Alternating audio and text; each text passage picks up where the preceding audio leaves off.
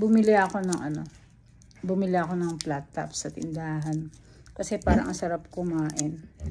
Pero ito mga guwaps, nagbago na lasa niya eh. Dati ang sarap-sarap nito. Ngayon iba na.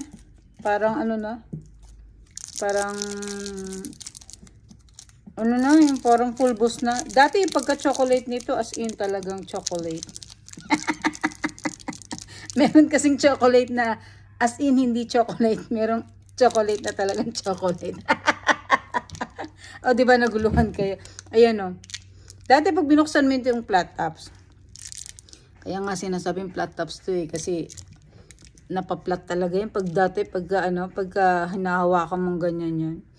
Natutunaw pa yun sa kamay. Ngayon hindi na eh. Pulbos-pulbos na. Tsaka pag tinikma mo,